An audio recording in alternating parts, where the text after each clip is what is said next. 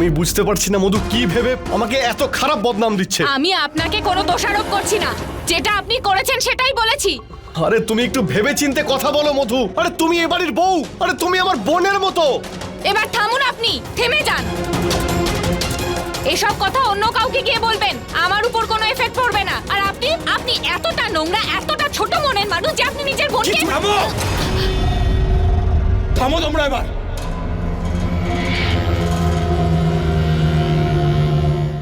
তুমি আমার উপর চিৎকার করলে? না মধু, আমি তোমার উপরে না। আমার উপর চিৎকার করলে? আমি তোমার স্ত্রী। আমি মিথ্যে বলছি না। আমি নিজের বাপের বাড়ি ছেড়ে এই দিনটা দেখার জন্য এসেছি তোমার কাছে। আমার বাবা কোনোদিনও এত চাচাইনি আমার উপর।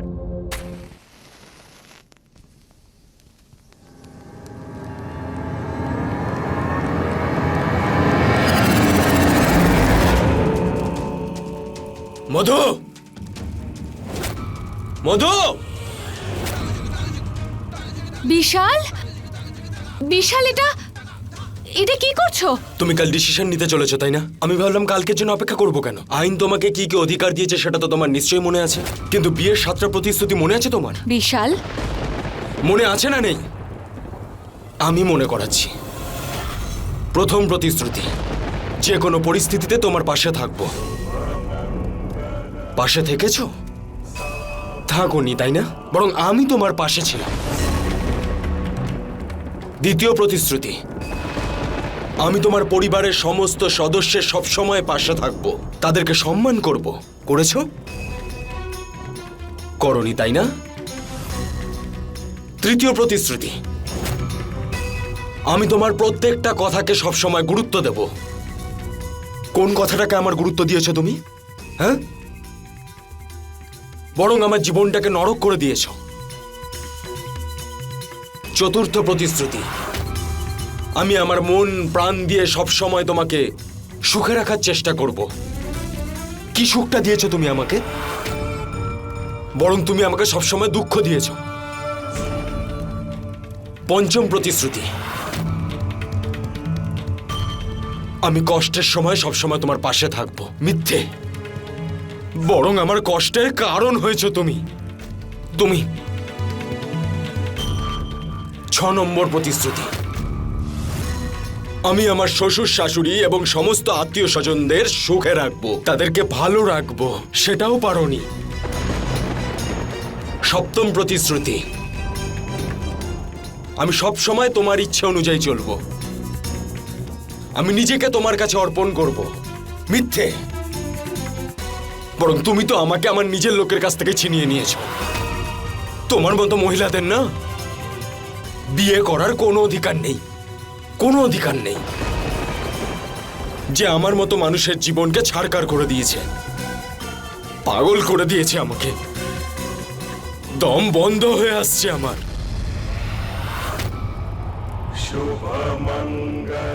বিশাল, বিশাল, তুমি কি করছো? গানটা নামাও। বিশাল,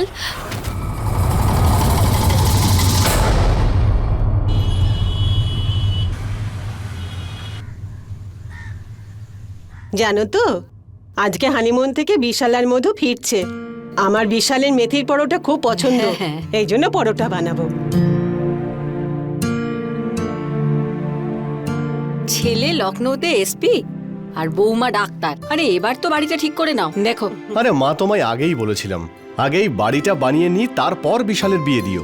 কিন্তু যখনই অনলাইন সম্বন্ধটা এলো না কাকি, মা সঙ্গে সঙ্গে বিশালের বিয়ে দেওয়ার সিদ্ধান্ত নিয়ে ফেলে। এখনো পর্যন্ত মায়ের ইচ্ছে তো আমি পূরণ করতে পারলাম না। প্রণাম নিও মা। সুখী হও। এবার তোমার ছোট বউই সমস্ত ইচ্ছে পূরণ করবে। বৌমা, তুমি এমনটা কেন ভাবছো? আমার তো কেবল এটাই ইচ্ছা যে দুই ছেলে ভালো করে সংসার করে সুখী হোক। আমি আর কি চাইবো বলো? ডাক্তার দেখিয়ে নিচ্ছ না কেন? আমার ঘরের বউই যখন ডাক্তার, তখন বাইরে যাবার দরকার কি? ওই আমার চিকিৎসা করবে। আরে আমার মনে হয় বৌমা এসে গেছে।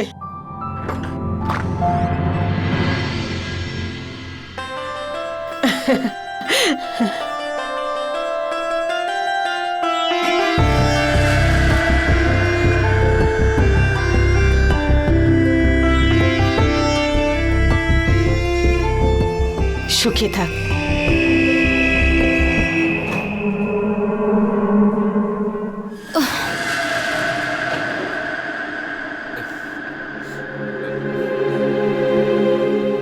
বিশাল, মধু এত আপসেট কেন? আরে কিছু না দাদা, কাল লখনৌতে আমাকে ডিউটিতে জয়েন করতে হবে, আর মধু চাইছে যে ওকে আমি সঙ্গে করে নিয়ে যাই। এইটুকুই ব্যাপার জাস্ট।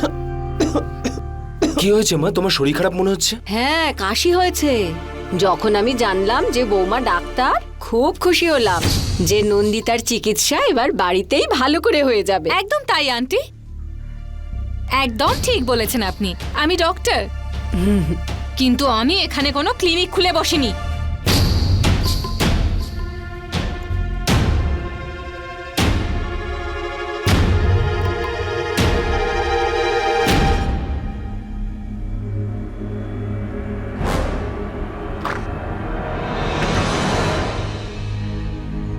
বিশাল, আমরা এখানে হানিমুনের জন্য এসেছি, ক্যান্ডেল লাইট ডিনার করছি, আর তুমি শুধু ফ্যামিলির কথা বলছো। তুমি এমন করে ভাবো কি করে? হ্যাঁ, তাই তো ভুলটা কোথায়? তুমি একজন ডক্টর, তাই আমি ভাবলাম যে বারামাঙ্কিতে যদি তোমার ক্লিনিকটা খুলে দিই তাহলে ক্লিনিকটাও ভালো চলবে। লখনৌ থেকে বারামাঙ্কি 45 মিনিটের রাস্তা, আমিও যাতায়াত করব। বিশাল, ইনফ্যাক্ট আমি এটা ভাবছিলাম, কেননা আমরা এখানে লখনৌতে শিফট করে যাই, আর তোমার বাড়িতে যা জিনিসপত্র আছে সেগুলো পরে আনবো। আরে তুমি কিসব কথা বলছো? আমাদের বিয়ে হয়েছে মাত্র 15 দিন হয়েছে। আমার এটা মনে হয় যে তোমার আরো কিছুদিন বারামাঙ্কিতে থাকা উচিত। ভেবে দেখো। বিশাল, আমি এরকম একদম ভাবছি না। মধু মধু মধু, আমার কথাটা তো।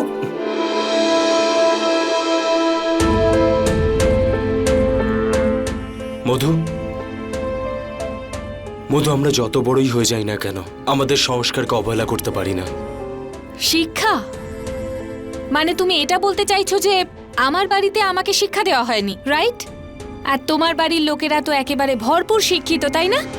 দেখলে না আমরা কখন এসেছি, কেউ জল পর্যন্ত একটু দিয়ে গেল না। আরে তুমি এরকম ব্যবহার করলে, মার শরীরটা খারাপ, একবার যদি দেখে নিতে তাহলে কি অসুবিধা হতো তোমার? আমি দেখতাম, কি করে দেখতাম? দেখার মতো আমার কাছে ছিল কিছু? আর তুমি আমার উপরে দোষ দিচ্ছ, তাই না? দেখো মধু, একবার অন্তত বোঝার চেষ্টা করো। আস্তে আস্তে সব ঠিক হয়ে যাবে, সবাই একে অপরকে বুঝতে শুরু করবে। কিচ্ছু ঠিক হবে না বিশাল। আমি এই বাড়িতে থাকতে চাই না, আমি তোমার সাথে লখনৌ যাব, ব্যাস।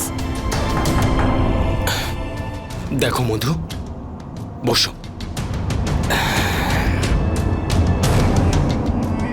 দেখো, বিয়েটা আমাদের দুজনের হয়েছে, আর এই বিয়ে নিয়ে সবার স্বপ্ন জড়িয়ে রয়েছে, আর আমাদের সবাইকে সঙ্গে নিয়ে চলতে হবে। আর কালকে আমাকে লখনৌতে গিয়ে ডিউটি জয়েন করতে হবে। তা প্লিজ তুমি এখানে থাকো না।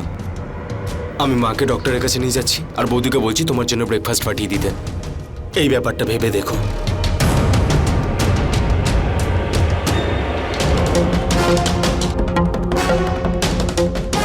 তুমি আমাকে এই বাড়িতে একা রেখে চলে যেতে চাও, তাই না বিশাল? আমিও দেখবো তুমি লখনৌ কি করে যেতে পারো। তুমি আমাকে এখানে এসে যদি নিয়ে না যাও, তাহলে আমার নাম মধু নয়।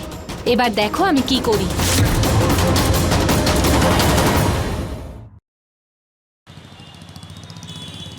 বৌমা দেখো, ছোটখাটো ব্যাপার নিয়ে অত মন খারাপ করো না। সব মানুষ তো একরকম হয় না। ওর স্বভাব যদি এরকম হয় তা আমরা কি করব বলো? আমাদেরকেই মানিয়ে নিতে হবে। আস্তে আস্তে ঘরের সব কাজও শিখে যাবে। মা দেখো, শিখতে আর বুঝতে সে পারে যে শিখতে আর বুঝতে চায়, কিন্তু ওর তো দেখছি চালচলনই অন্যরকম।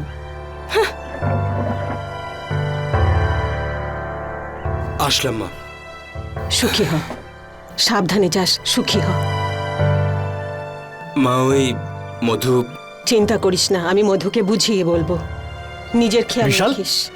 আরে বিশাল, আমি একটা কন্ট্রাক্টরের সঙ্গে কথা বলেছি, উনি এস্টিমেট দিয়েছেন। এই দেখ, এই বাড়িটা বানাতে 10 লাখ টাকা মতো খরচা হবে, আর প্রায় 3-4 মাস মতো সময় লাগবে। এবার তুই ভালো করে ভেবে বল কবে থেকে কাজ শুরু করব। ঠিক আছে দাদা, ভেবে বলবো।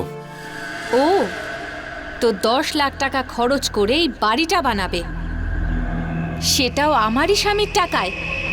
আমি দেখব বাড়িটা কি করে তৈরি হয়। বিশাল, তোমার ডিউটি জয়েন করে এখনো 6 মাসও হয়নি, এই তো সবে শুরু করলে। তোমাকে এখনো সাবধানতা অবলম্বন করে এগোতে হবে। একটা ছোট্ট ভুলের জন্য সাসপেন্ড হয়ে যেতে পারো, আর এনকোয়ারিও হয়ে যেতে পারে। আমি বুঝতে পারছি আমার দিক থেকে কোনো ভুল হবে না। গুড।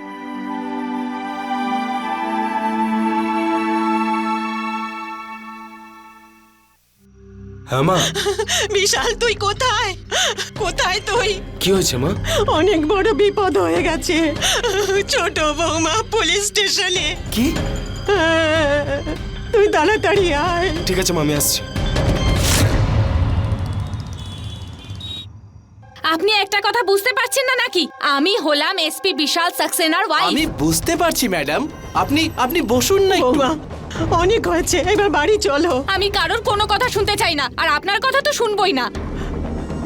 ইন্সপেক্টর, আমার কমপ্লেন লিখুন এক্ষুনি। ম্যাম, আপনার কমপ্লেন্ট আমি অবশ্যই লিখে নেব। প্লিজ আপনি একটু জল খান তো ম্যাডাম। কি হয়েছে মধু? বিশাল, বিশাল, বিশাল, বিশাল, তুমি একা ফেলে রেখে কেন গেলে? বিশাল, তুমি জানো আমি এখানে একা থাকার ফলে কি হয়েছে? তুমি না থাকাকালীন তোমার দাদা আমার সাথে জোর করার চেষ্টা করেছিল। আমার পায়ে খুব ব্যথা লেগেছিল। এই সুযোগকে কাজে লাগিয়েও আমার সাথে। মধু, মধু,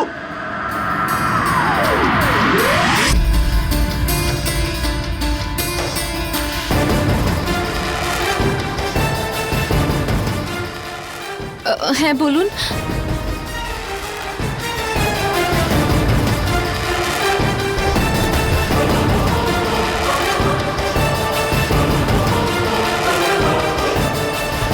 আরে দাদা, আপনি কি করছেন? দাদা, দরজা কেন দিচ্ছেন আপনি? আরে দরজাটা কেন দিচ্ছেন? উনি আমার সাথে জোর করার চেষ্টা করেছে বিশাল, আমি ওনাকে ছেড়ে দেব না। ইন্সপেক্টর, কমপ্লেন লিখুন। মধু, তোমার কোনো ভুল হচ্ছে নিশ্চয়ই। দাদা এরকম করতে পারে না। ভুল বোঝাবুঝি? আমি জানতাম বিশাল তুমি তোমার দাদার ফেভারেই থাকবে, আমার না। তোমার দাদা আমার সাথে জোর করার চেষ্টা করেছে, আর আমি ওনাকে ছাড়বো না। লিখুন, কমপ্লেন লিখুন। আমার স্বামী এসব কাজ করতে পারে না। বৌমা অনেক হয়েছে, আর বাড়ির সম্মান মা, নষ্ট তুমি চুপ করো করো, না। প্লিজ। সেলিম,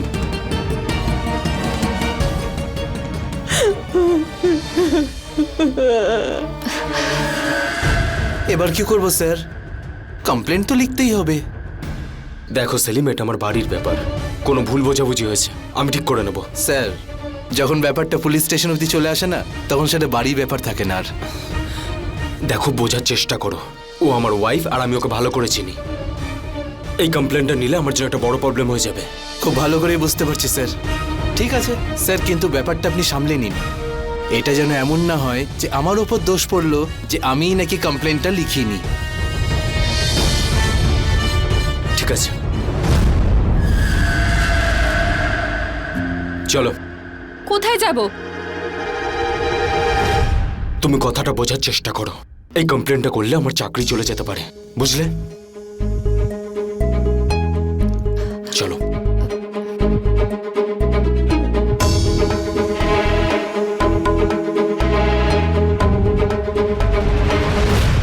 আরে মিথ্যে কথা বলছে, এত বড় অপবাদ। আরে আমি তো সিগারেট খাওয়ার জন্য বাইরে যাচ্ছিলাম, ঠিক তখনই ওর চিৎকার শুনতে পাই আমি। আর ওর চিৎকার শুনতে পেয়ে আমি ওর দরজার কাছে যাই, দরজা বন্ধ ছিল। এই সব ও ঠিকই বলছে, কিন্তু তারপরে ও যা যা বলছে সব মিথ্যে কথা। কি হয়েছিল আমি বলছি। মধু, মধু,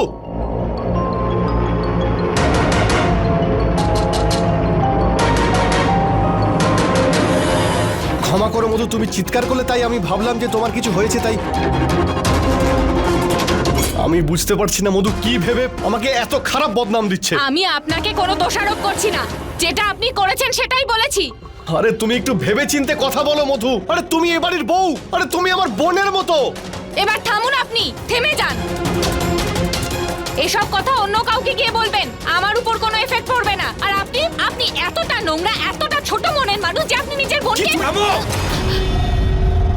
থামো তোমরা এবার।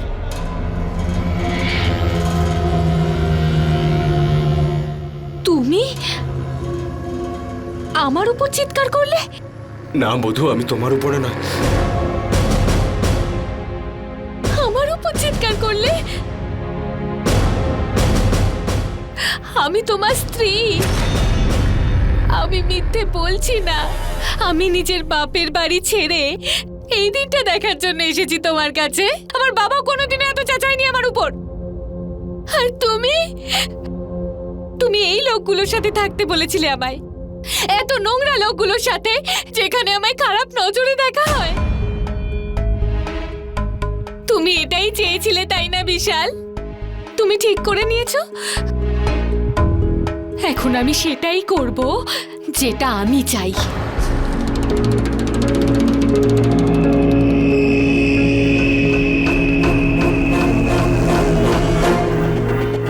বৌমা, একজন পুলিশ অফিসার যে মানুষের সমস্যার সমাধান করে, আজ নিজে এক পারিবারিক সমস্যার শিকার হচ্ছিল। তাহলে এটাই কি পরিবর্তিত সমাজের নতুন রূপ? নমস্কার, আমি অমিত পাচৌরি। ক্রাইম অ্যালার্টের আজকের এই এপিসোডে আমরা আপনাদের দেখাতে চলেছি আরও একটা সত্য এবং চাঞ্চল্যকর ঘটনা। এমন এক ঘটনা যা কিছুদিন আগেই ঘটেছে আর খবরের শিরোনামে চলে আসে। এক পরিবার যারা নিজের বাড়িতে নতুন বউয়ের আসার জন্য অপেক্ষা করছিল, সেই বউ পরিবারে এলো এবং আসা মাত্রই পুরো পরিবারকে এক নোংরা বাজে অপবাদ দিল। কি এমন ছিল সেই অপরাধের সত্যিটা? আমরা প্রায়ই এটা দেখে থাকি যে আজকালকার নতুন প্রজন্ম জয়েন্ট ফ্যামিলিতে থাকার পরিবর্তে একা থাকতে বেশি পছন্দ করে। মধুও এই জয়েন্ট ফ্যামিলিতে থাকতে চাইছিল না, কিন্তু বিশাল নিজের পরিবারকে ছাড়তে চাইছিল না। তবে এটা কি মধুর বিশালকে তার পরিবারের থেকে আলাদা করবার নতুন কোনো চক্রান্ত ছিল, নাকি কোনো ভয়ানক ঘটনা সত্যিই ঘটেছিল? চলুন দেখা যাক এদের জীবনে কোন নতুন মোড় আসতে চলেছিল।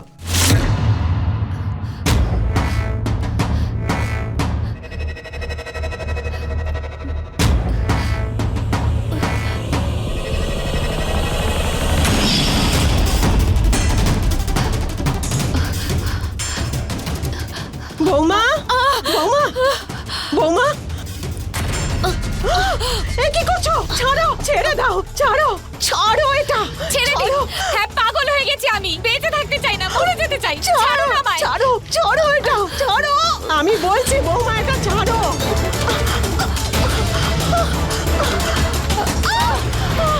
বিশাল, তুই কোথায়? তাড়াতাড়ি আয়। কি হয়েছে মা? দেখ, বৌমা কি করছো তুমি? পাগল হয়ে গেছো নাকি? সামলাও নিজেকে, তুমি সামলাও। তুমি কিচ্ছু করো না, আমি তোমাকে হাত জোর করে বলছি। আমার বাড়িতে এইরকমটা কেউ কখনো করেনি বৌমা। আমাদের মধ্যে রাগারাগি হতে পারে, কিন্তু কখনো এইরকমটা ভাবতে পারিনি। এসব কি হচ্ছে আপনার বাড়িতে? বাবা আসলে থাক, ব্যাপারটা তোমায় হচ্ছে- বলতে হবে না। মধু আগেই সব বলেছে আমাকে। আমরা এই জন্য ওকে বিয়ে দিইনি যে আপনারা ওর সঙ্গে এইরকম ব্যবহার করবেন। আমরা কিচ্ছু করিনি ওর সাথে। ও নিজেই নিজের গায়ে কেরোসিন তেল ঢেলেছে। আপনি জিজ্ঞেস করুন ওকে। আমার মেয়েকে আমি মরবার জন্য এখানে পাঠাইনি। যদি আমি চাই তাহলে সবাইকে হাত করা পরাতে পারি। তুমি তো নিজে এসপি, তুমি আইন জানো না? 2 মিনিট লাগবে তোমার এই এসপির ইউনিফর্ম খুলে দিতে। আমার মেয়ে এই বাড়িতে আর এক মুহূর্তও থাকবে না। চল মধু, চল। দেখুন দিদি, দূরত্ব সম্পর্ককে নষ্ট করে দেয়। আপনার কাছে হাত জোর করে বলছি। আমার মেয়েকে এই বাড়িতে আর একদম রাখতে পারবো না। চল, চল মধু, এখান থেকে চল। বৌমা, বৌমা, বৌমা। কালকে লখনৌ এসে আমার সঙ্গে দেখা করবে।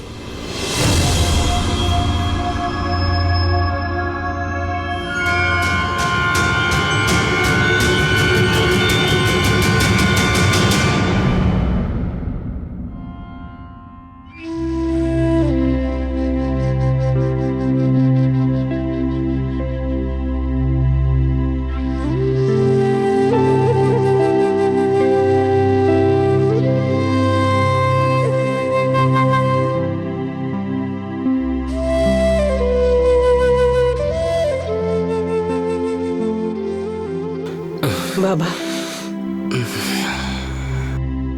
মা, যা কিছু হয়েছে সবার মধ্যে জানাজানি হয়ে গেলে আমাদের খুব বদনাম হবে। লখনৌতে এসপির পদে রয়েছি আমি। একটা কাজ কর বাবা, কালকেই লখনৌ চলে যা, বৌমার সাথে দেখা কর আর ওকে ভালো করে বুঝিয়ে বাড়িতে নিয়ে আয়। ফিরিয়ে নিয়ে আসতে বলছো? ও যা করে গেছে এখান থেকে, তারপর ও কোন মুখ নিয়ে ফিরবে এখানে?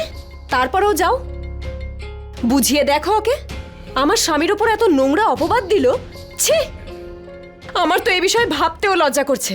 প্রথম থেকেই আমার ওকে ঠিক মনে হচ্ছিল না, কিন্তু এতটা নোংরামি করবে সেটা ভাবতে পারিনি। বাবা তুই চিন্তা করিস না, সব কিছু ঠিক হয়ে যাবে।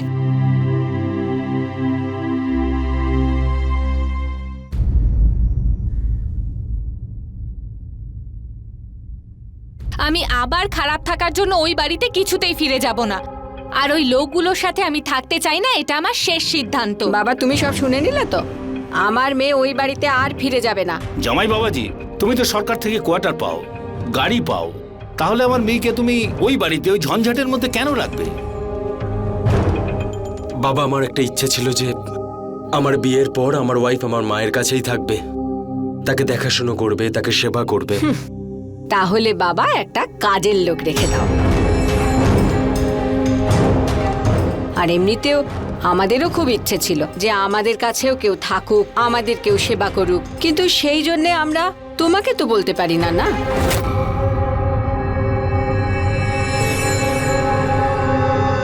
মা, শুধু কয়েকটা দিনেরই ব্যাপার, তারপরে তো মধুকে আমার সাথেই থাকতে হবে। যেখানে আমার ট্রান্সফার হবে মধু আমার সাথেই থাকবে।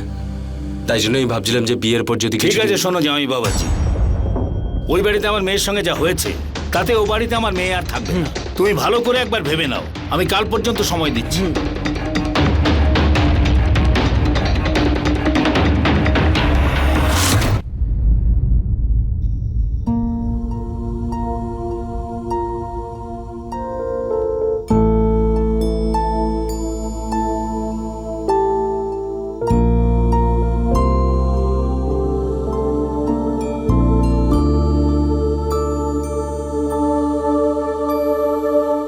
হ্যাঁ মা।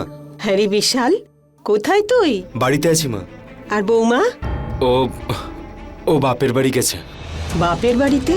তুই ওর সঙ্গে দেখা করতে যাসনি? বাবা আমি তোকে বলেছিলাম তো যে সবার আগে ওর সঙ্গে দেখা কর, ওকে বুঝিয়ে বাড়িতে ফিরিয়ে নিয়ে আয়। আমি গেছিলাম মা, কিন্তু বারামাঙ্কিতে থাকতে চায় না। মা, বুঝতে পারছি না যে আমি কি করব। বৌদি তোমাকে কখনো খেয়ালই রাখেনি। ভেবেছিলাম আমার ওয়াইফ এলে ও তোমার সেবা করবে, কিন্তু এরকম চিন্তা করিস না বাবা। যদি বৌমা তোর সঙ্গে আলাদা থাকতে চায় তাহলে তাই কর। ভবিষ্যতে তো তোরা দুজনেই একসঙ্গে থাকবি, তা এখন থেকে শুরু কর। আর জানিস তো, স্বামী স্ত্রীর সম্পর্কের মধ্যে কোনো ছোটখাটো সমস্যা আনতে নেই বাবা। এই ছোটখাটো ব্যাপারকে কেন্দ্র করে স্বামী স্ত্রীর সম্পর্ককে কমজোরি করা উচিত নয় বাবা। কালকেই যা আর বৌমাকে নিয়ে আয়, শুনেছিস তো? বিশাল। হ্যাঁ ঠিক আছে মা, করছি। তোর খেয়াল রাখিস বাবা। রাখছি মা, তুমি নিজের খেয়াল রেখো।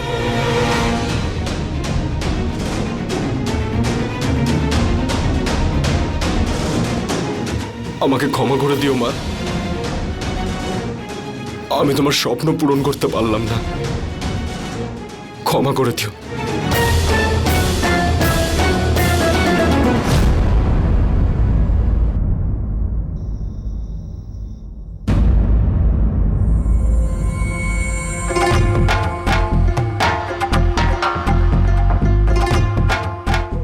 বিশাল, থ্যাংক ইউ সো মাচ। এখানে কি ভালো লাগছে না? এখানে আমাদের ডিস্টার্ব করার জন্য কেউ নেই, শুধু আমরা দুজন আছি, তুমি, আমি, আমি আর তুমি। মধু, আমি তোমাকে একটা কথা বলতে চাই। বলো। দেখো, এই বাড়িটা তোমার। তুমি বারামাঙ্কিতে যদি থাকতে না চাও তাহলে ঠিক আছে, কোনো ব্যাপার না, কিন্তু আমি এটা চাই যে আমার মা আমার সঙ্গে থাকুক। বিশাল, যেখানে আছে সেখানে থাকতে দাও না। মধু, আমি তোমাকে খুব ভালোবাসি। জীবন সঙ্গী হওয়ার দরুন কি আমরা একে অপরের স্বপ্ন পূরণ করতে পারি না? বিশাল, তুমি ঠিক যাদের কথা বলছো তাদের আমি খুব ভালো করে জানি। ওদের নজর শুধু তোমার টাকার উপরে আছে। দেখো বিশাল, যদি তোমার টাকা পয়সা কোনোভাবে এদিক থেকে ওদিক হয় না, তো আমার থেকে খারাপ কেউ হবে না। যেসব মানুষগুলোর জন্য আজকে আমি এখানে দাঁড়িয়ে আছি তাদেরকে ভুলে যাব, সেটাই চাও তুমি? এভাবে তুমি বুঝবে না বিশাল। তোমার মা চাই তো? ঠিক আছে, যদি তোমার মাকে চাই তবে তো সেটা আমার মরার পরেই হতে পারে।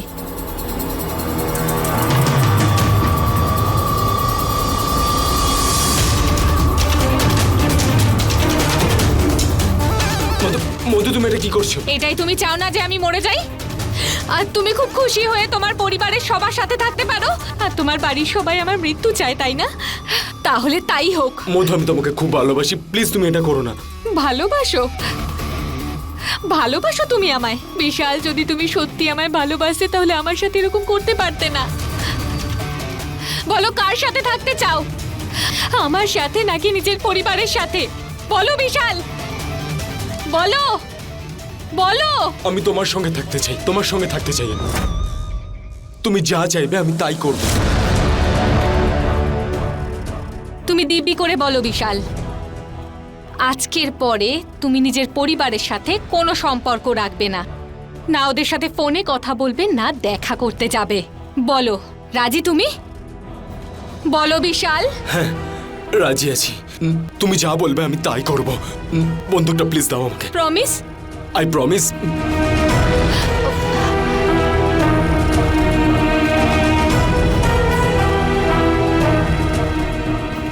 ডোমেস্টিক ভায়োলেন্স, যার সাথে আমরা ওতপ্রোতভাবে জড়িত, কিন্তু একটা কথা আমরা বুঝতে পারি না, সেটা হলো এই যে ডোমেস্টিক ভায়োলেন্স শুধুমাত্র মহিলাদের সাথেই হয় না, বরং এটা পুরুষদের সঙ্গেও করা হয়।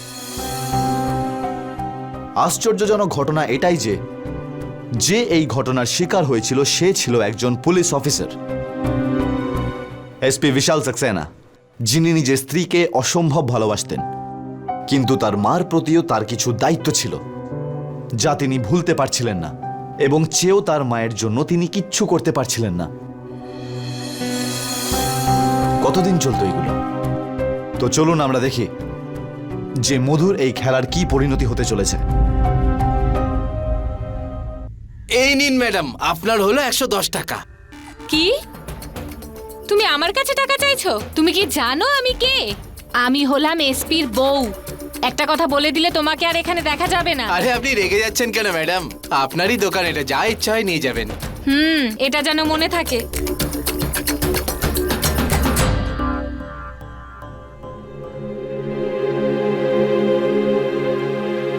এই নিন দাদা। আরে না না স্যার, স্যার। আরে রাখো রাখো।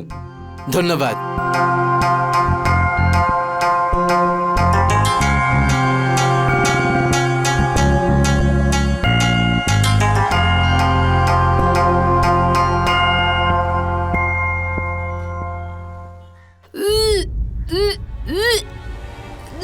মধু, মধু, ডক্টরকে নিয়ে আসবো? মধু, আমি ঠিক আছি।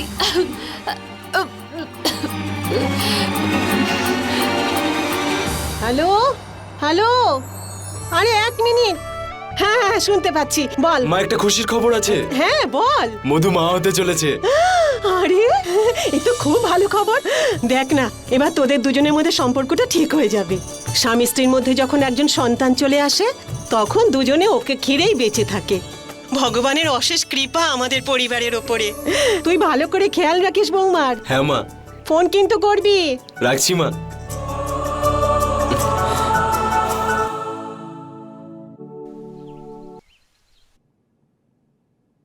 বিশাল, আরে মা, কেমন আছিস বাবা? আরে ভাই, আমি এত বড় খুশির খবর পেয়ে নিজেকে কি করে আটকে রাখতাম, এই জন্য চলে এসেছি সবাই মিলে মধুকে অভিনন্দন জানাবো বলে। এই আনন্দে সবার ভুল বোঝাবুঝি দূরও হয়ে যাবে। বিশাল, বৌমা কোথায়? আরে জানি না সকাল সকাল কোথায় গেল, আমাকেও বলেনি, এক্ষুনি চলে আসবে। ঠিক আছে, আমি তোমাদের জন্য ব্রেকফাস্ট করে নিয়ে আসছি। আরে ভাই, এসবের কোনো প্রয়োজন নেই, আমরা কি আত্মীয় নাকি রে? এমনিতে অনেকদিন ধরে তোর সঙ্গে ভালো করে কথাও হয়নি। শোনা, আমি বলছিলাম যে তুই বাড়ির ব্যাপারে কি কিছু ভাবলি? আমার মনে হয় বর্ষাটা শুরু হওয়ার আগে যদি বাড়িটা করে ফেলতে পারতাম তাহলে খুব ভালোই হতো। একবার বৃষ্টি শুরু হলে মাঝপথে কিন্তু কাজ বন্ধ রাখতে হবে। ওই দেখো বৌমা এসে গেছে। আরে বাবা বৌমা, বৌমা অনেক অনেক আশীর্বাদ করি তোমায়, খুব খুশি হয়েছি। যখনই আমরা খবর পেলাম দৌড়ে চলে এলাম। ও আচ্ছা, তো আপনারা সবাই খুশির খবর শুনে এখানে এসেছেন। Nice. একটা কথা মা, আপনি এই ব্যাপারটাতে এত খুশি হতে যাবেন না। আসলে কি বলুন তো, এই যে আমায় প্রথমে ক্যারিয়ার বানাতে হবে, নিজের ক্লিনিক করতে হবে, নিজের পায়ে দাঁড়াতে হবে, এখন বাচ্চা কাচ্চা চাইছি না। তো আমি এই বাচ্চাটা অ্যাবর্ট করে নিয়েছি।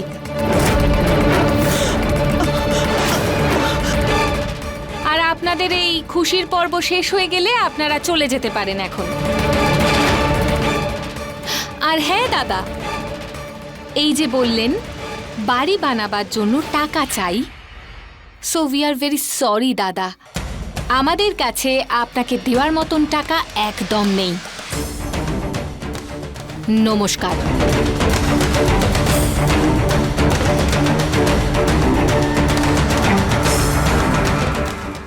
তুমি চলো এখান থেকে। আর মা, তুমি এখানে থাকতে চাইলে থাকতে পারো। আর এমনিতেও তোমার ছোট ছেলের প্রতি অনেক আশা।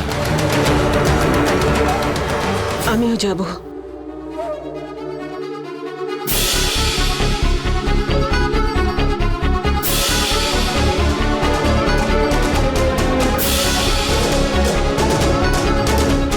তুমি একদম ঠিক বলেছিলে মা, বাচ্চা হওয়ার খবর শুনেই পুরো ফ্যামিলি দৌড়ে দৌড়ে চলে এসেছে। আমি ভালো মতন শিক্ষা দিয়ে দিয়েছি। মধু, মা আমি তোমায় পরে ফোন করছি। কি হয়েছে? তুমি আমার ফ্যামিলির সাথে যে ব্যবহারটা করলে না, সেটা ঠিক করনি। আর ওনারা তো এই খুশির খবর শুনে আমাদেরকে আশীর্বাদ করতে এসেছিলেন। ওরা কি জানতো নাকি যে তুমি আমাদের বাচ্চাটাকে মেরে ফেলবে? বিশাল, আইন কানুন তো তুমি ভালো বোঝো। আর আইন আমায় এটা ঠিক করার অধিকার দেয় যে বাচ্চাটা আমি এখন চাইছি কি চাইছি না। আর তুমি কিন্তু এভাবে ফোর্স করতে পারো না আমাকে বাচ্চার জন্য।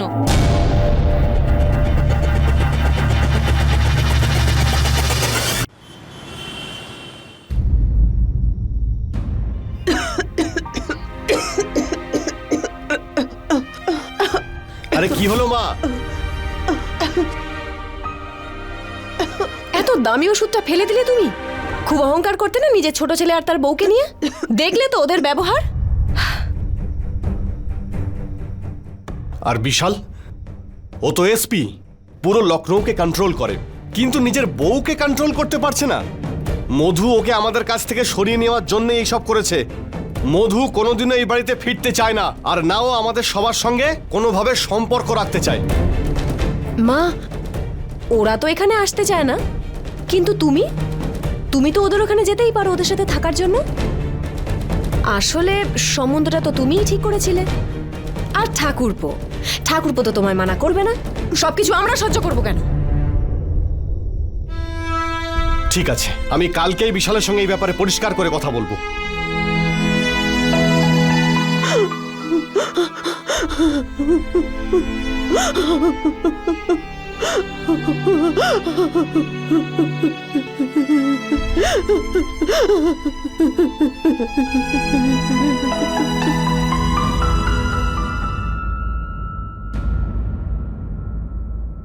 বলো কার সাথে থাকতে চাও, আমার সাথে নাকি নিজের পরিবারের সাথে?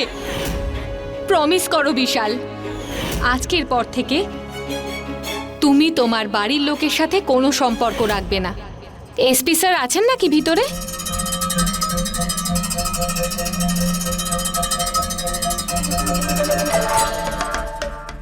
Hi baby. আরে মধু, তুমি এখানে? বাবার সাথে ক্লিনিকের জমিটা দেখতে এসেছিলাম। বাবার একটা কাজ আছে যেটা তোমায় করতে হবে। কোন কাজ? এক মিনিট।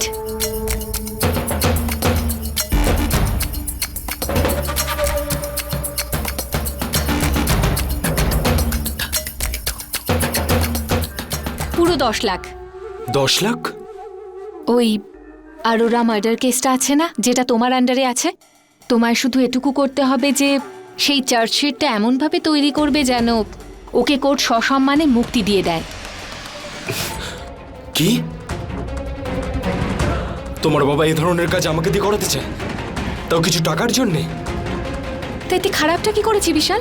আর তুমি করবেটাই বা কি, একটা ছোট অর্ডার দেবে ব্যাস। তুমি কি ঠিক করে নিয়েছো যে আমার কোনো কথা শুনবে না? আরে তোমার তো সব কথাই শুনি আমি, আর কি শোনার বাকি আছে? সবকিছু তো ছেড়ে দিয়েছি, নিজের পরিবার, নিজের ইচ্ছা। আর কি চাও তুমি? আর তুমি যে ধরনের কাজ আমাকে দিয়ে করাতে চাইছো না, সেটা ভাবতেও পারি না আমি। আমার কাছে আমার ইউনিফর্ম আর আমার কাজ, আমার কাছে সবকিছু। প্লিজ আমাকে দিয়ে এসব কাজ করিও না। আমি এরকম কি কি করলাম? এই টাকাটা আমি বাবার থেকে এই কারণে নিয়েছি যাতে আমাদের কাজে লাগে। ভুলে যেও না বিশাল, আমি বাবাকে কথা দিয়েছি।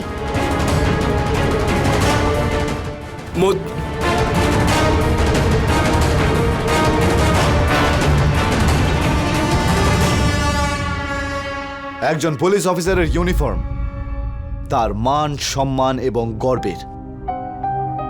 কিন্তু এখানে বিশালের স্ত্রী মধু তার সেই মান সম্মানেই বারবার আঘাত করছিল। এসপি বিশাল সাক্সেনাকে সেই কাজ করতে বাধ্য করা হচ্ছিল যেটা তিনি কোনোভাবেই করতে চাইছিলেন না। আর যে জীবন সঙ্গিনী হয়ে এসেছিলেন, তিনি সাথে থেকেও তার সাথ দিচ্ছিলেন না। অন্যের সাথে লড়াইয়ে মানুষ জিতলেও কিন্তু কাছের মানুষদের সঙ্গে লড়াইয়ে মানুষ প্রায়ই হেরে যায়। আর সেটাই হয়েছিল এসপি বিশাল সাক্সেনার সাথে। ও চেয়েও তার স্ত্রীকে বোঝাতে পারছিল না। এখন প্রশ্ন একটাই, যে সে কি এরকম একটা সমস্যা থেকে বেরোতে পারবে? ও কি মধুর স্বভাব চেঞ্জ করতে পারবে? এবং কি হবে তার পরবর্তী পদক্ষেপ নিজের প্রতি হওয়া এই অত্যাচারের বিরুদ্ধে? এই টাকাটা আমি বাবার থেকে এই কারণে নিয়েছি যাতে আমাদের কাজে লাগে। ভুলে যেও না বিশাল, আমি বাবাকে কথা দিয়েছি।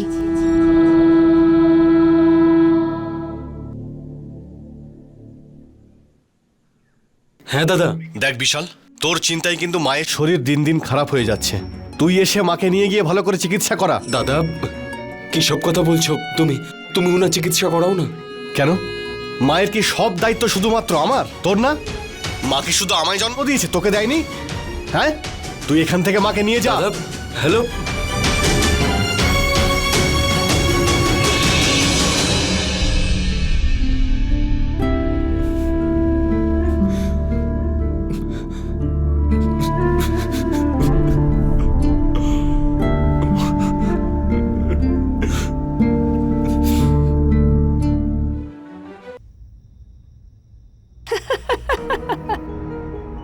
আরে ওটাই উপযুক্ত সময় ছিল ওদের ভালো করে শিক্ষা দেবার, বুঝলি? জোর করে যখন তোকে ছোঁয়ার চেষ্টা করছিল তখন তোর পুলিশে কমপ্লেন করা উচিত ছিল। আর বাবা তো তোর ছিলই কেস লড়ার জন্য, তাই না? ওহো মা, এসব তো তখন আমি করতাম যদি ওই অজয় আমায় সত্যি সত্যি ছোঁয়ার চেষ্টা করতো। আরে ও তো কিছুই করেনি, আমি নাটক করেছিলাম বিশালকে ওদের থেকে আলাদা করবার জন্য, যেটা হয়ে গেছে। দেখলে, এই হলো আমার মেয়ে। কাদের সঙ্গে কিভাবে লড়তে হয় ও খুব ভালো করে জানে। কি করতাম বাবা, ওরা পিছুনি ছাড়ছিল না, তাই এসব করতে হয়েছে।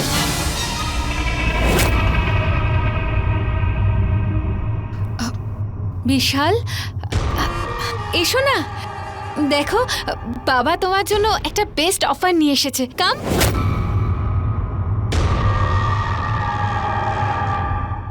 আপনাদের সাহস কি করে হলো এখানে পা রাখার? বিশাল, আমার মা যদি এই বাড়িতে আসতে না পারে, এনারাও আসতে পারবেন না। বিশাল তুমি আমার মা বাবার সাথে এভাবে কথা বলতে পারো না। যে নিয়মটা আমার জন্য রয়েছে সেই নিয়মটা তোমার জন্য থাকা উচিত। যদি আমার বাড়ির লোকেরা বাড়িতে না আসতে পারেন, তাহলে এনারা কি করে আসতে পারেন? যান, বেরোন এখান থেকে। এক্সকিউজ মি বিশাল, এত বড় বেইমানি, আলাদা হওয়ার জন্য এত বড় একটা অপবাদ দিয়েছো তুমি। আপনারা সবাই মিলে আমার পুরো পরিবার শেষ করে দিয়েছেন, সব শেষ করে দিয়েছেন। বেরিয়ে যান এখান থেকে। তোমার এত বড় স্পর্ধা যে তুমি আমার মা বাবার সাথে এরকম ব্যবহার করবে? তাই আমার পরিবারের সাথেও তো একই ব্যবহার করেছিলে তুমি। যদি মেয়েকে কুপরামর্শ আর উস্কানি দেওয়া শেষ হয়ে গিয়ে থাকে, তাহলে আপনারা আসতে পারেন। নমস্কার। আমাদের সঙ্গে এরকম ব্যবহার করে তুমি কিন্তু খুব বড় ভুল করলে। আঙুলটা যদি একটু বাঁকাই তাহলে ডোমেস্টিক ভায়োলেন্সে তোমরা সবাই ভেতরে থাকবে, এই ইউনিফর্মও বাঁচাতে পারবে না, বুঝেছো? এই হুমকিগুলো না বাইরে গিয়ে দেবেন। বিশাল! বেরোন এখান থেকে। বাবা, মা, মা, বাবা শোনো, 1 মিনিট দাঁড়াও, এভাবে চলে যাও না, শোনো।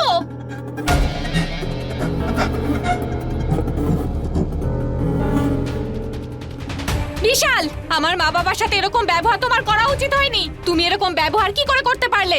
এই ব্যাপারে সিদ্ধান্ত কালই নিতে হবে। আমি তোমায় দেখাবো যে আমি কে আর কি করতে পারি।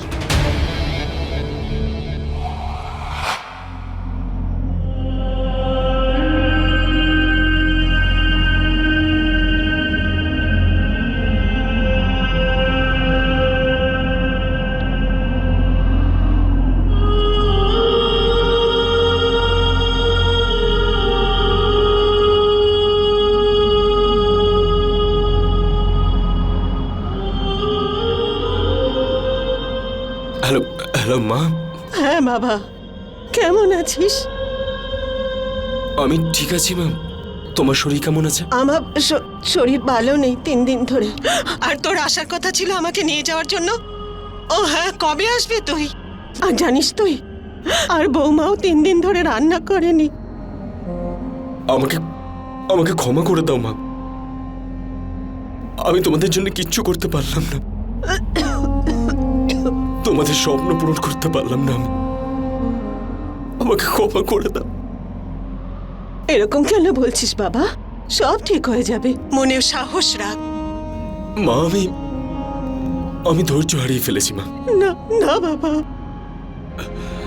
আমি যদি কোনো কিছু করতে যাই তাহলে ও সোজা ডোমেস্টিক ভায়োলেন্সের কেস আমার উপরে দিয়ে দেবে। আমার সাথে হয়তো তোমাদেরকেও টেনে আনবেও। আমি কিচ্ছু করতে পারবো না মা। আমি কিছু দম আটকে আছে মা।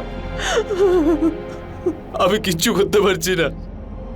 শুধু করতে পারলে নিজের জীবনটা শেষ করে দিতে পারি, আর কিচ্ছু না। তোর মাথা খারাপ হয়ে গেছে, তুই পাগল হয়ে গেছিস নাকি? এরকম বলতালে তো তুই ওখানে থাক, আমি আসছি। না না না মা, তুমি তুমি এই বাড়িতে এসো না। যে বাড়িতে তোমাকে অপমান করে বের করে দেওয়া হয়েছিল সেখানে তুমি আসবে না। তুমি আসবে না মা। আমি তোমার কাছে ক্ষমা চাওয়ার জন্য ফোনটা করেছিলাম। রাখছি মা। বিশাল,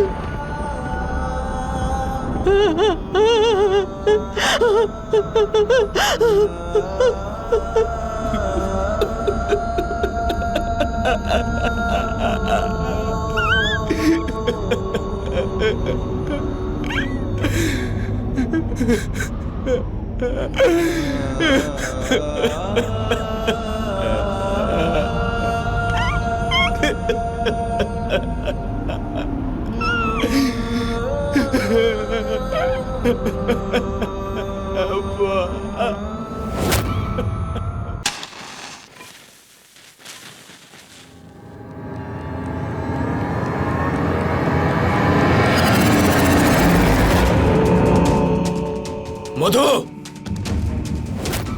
মধু!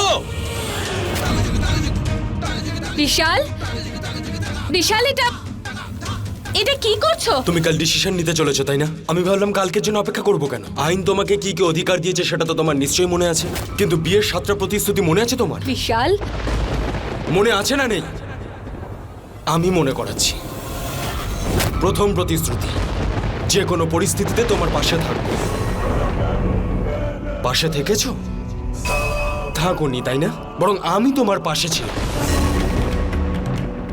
দ্বিতীয় প্রতিশ্রুতি, আমি তোমার পরিবারের সমস্ত সদস্যের সবসময় পাশে থাকবো, তাদেরকে সম্মান করব। করেছো? করনি তাই না? তৃতীয় প্রতিশ্রুতি, আমি তোমার প্রত্যেকটা কথাকে সবসময় গুরুত্ব দেব। কোন কথাটাকে আমার গুরুত্ব দিয়েছো তুমি? হ্যাঁ, বরং আমার জীবনটাকে নরক করে দিয়েছো। চতুর্থ প্রতিশ্রুতি, আমি আমার মন প্রাণ দিয়ে সবসময় তোমাকে সুখে রাখার চেষ্টা করব। কি সুখটা দিয়েছো তুমি আমাকে? বরং তুমি আমাকে সবসময় দুঃখ দিয়েছো। পঞ্চম প্রতিশ্রুতি, আমি কষ্টের সময় সবসময় তোমার পাশে থাকবো, মিথ্যে। বরং আমার কষ্টের কারণ হয়েছে তুমি। 6 নম্বর প্রতিশ্রুতি।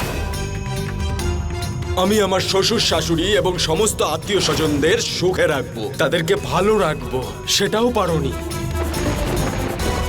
7ম প্রতিশ্রুতি।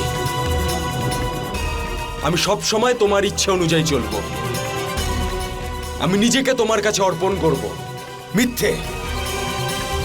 বরং তুমি তো আমাকে আমার নিজের লোকের কাছ থেকে ছিনিয়ে নিয়েছো। তোমার মতো মহিলাদের না বিয়ে করার কোনো অধিকার নেই, কোনো অধিকার নেই, যে আমার মতো মানুষের জীবনকে ছাড়কার করে দিয়েছে, পাগল করে দিয়েছে আমাকে। দম বন্ধ হয়ে আসছে আমার।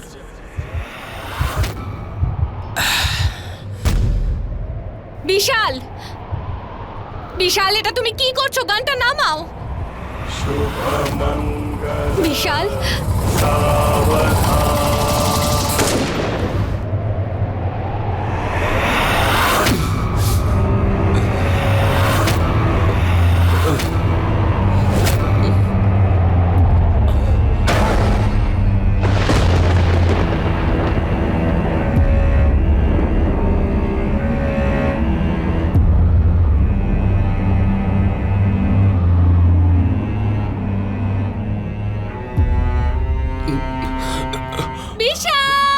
বিশাল, বিশাল, বিশাল, তোর কি হয়েছে? ভাই, বিশাল, মা, আমার বডিটাকে মধু যেন হাতও না লাগায়। বিশাল,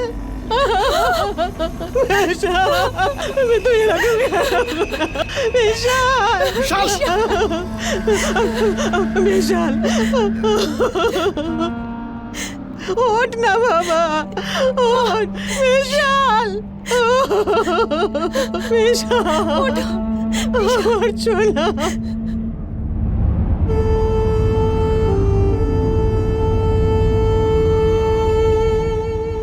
বিশাল, এটা কি করছো? পাগল হয়ে গেছো? বিশাল, আমার কথাটা শোনো প্লিজ, প্লিজ বিশাল।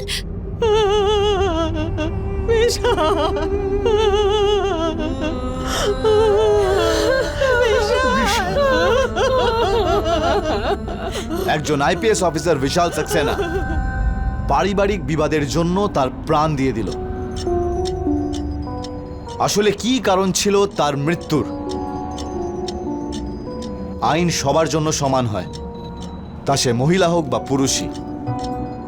তাই ভয়ে দুজনের সমান সমান পাওয়া উচিত।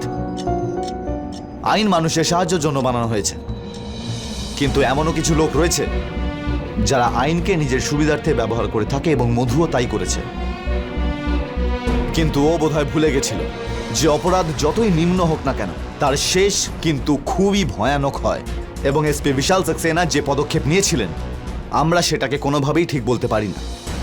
কারণ সময় থাকতে সমস্ত সমস্যার সমাধান পাওয়া যায়। মানুষের পরিস্থিতির সঙ্গে লড়াই করা উচিত, কারণ আত্মহত্যা করা কাপুরুষের পরিচয়।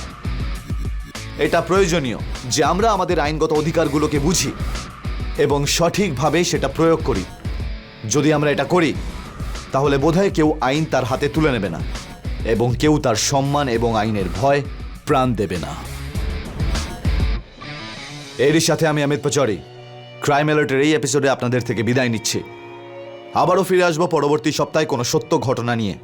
ততক্ষণ মনে রাখবেন, ক্রাইমের থেকে বাঁচতে অ্যালার্ট থাকতে হবে। ক্রাইম অ্যালার্ট, অন্যায়ের বিরুদ্ধে সোচ্চার।